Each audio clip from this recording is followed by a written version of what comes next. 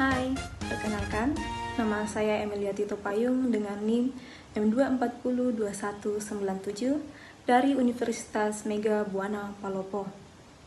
Di sini, saya akan membahas tentang PD3I. Kira-kira PD3 itu apa ya? Masih banyak orang tua yang hidup pada zaman dahulu, mereka beranggapan bahwa, kami ini dulu nggak pernah imunisasi kok, tapi sampai sekarang masih sehat.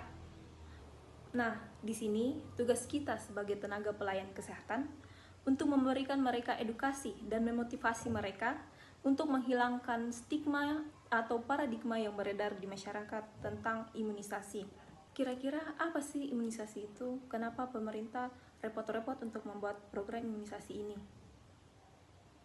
Nah, imunisasi itu adalah upaya untuk membentuk sistem kekebalan tubuh, untuk membentuk antibodi, untuk melawan patogen penyebab penyakit. Dengan kata lain adalah untuk menghindari generasi kita dari berbagai ancaman penyakit.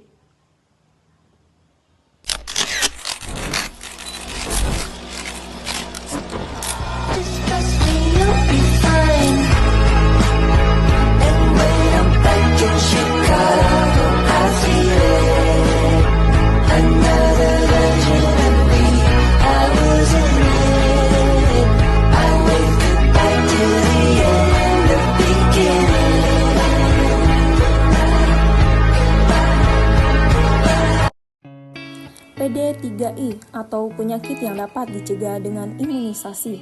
Terdapat berbagai vaksin untuk mencegah kurang lebih 20 penyakit yang dapat mengancam jiwa, seperti difteri, hepatitis B, pneumonia, polio, campak, tuberkulosis, meningitis, pertusis, dan tetanus. Untuk membantu orang-orang dari segala usia hidup lebih lama dan hidup lebih sehat.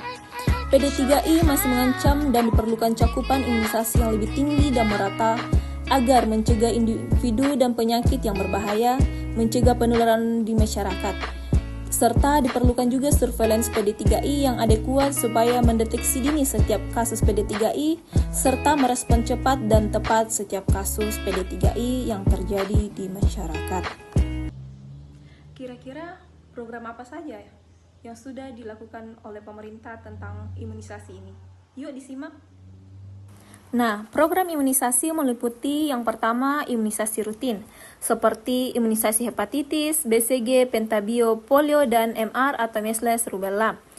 Jadwal imunisasi untuk HB0 usia 0-7 hari untuk mencegah penyakit hepatitis B, BCG untuk usia 1 bulan untuk mencegah penyakit TB yang berat, pentabio dan IPV untuk usia 2 bulan untuk mencegah penyakit polio, difteri, pertusis, tetanus, hepatitis B, infeksi HIV, seperti meningitis atau radang selaput otak.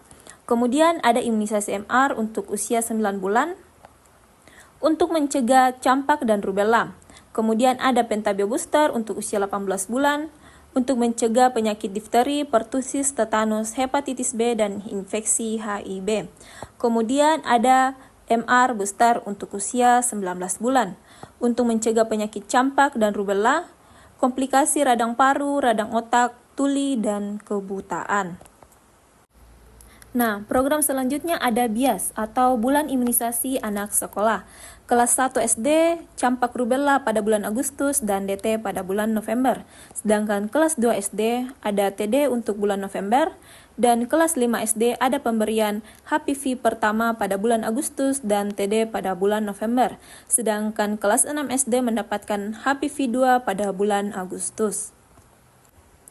Kenapa vaksin HPV sangat penting dan wajib diberikan untuk anak usia remaja, yaitu agar terhindar dari kanker serviks, kanker penis, kanker vagina, kanker vulva, kanker anus, dan kutil kelamin yang disebabkan oleh infeksi human papilloma virus.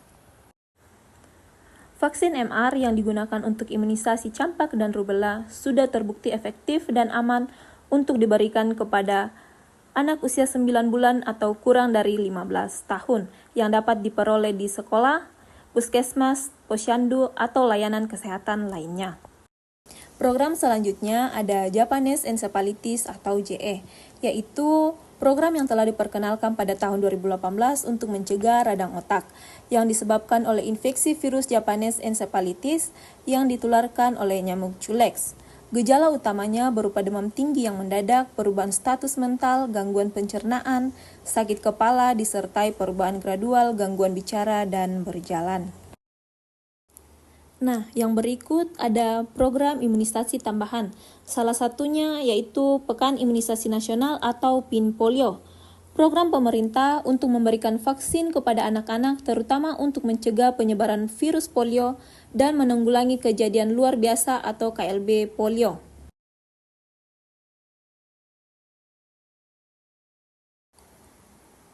Sebagian besar wilayah Indonesia masuk dalam kategori resiko tinggi transmisi polio dan campak rubella.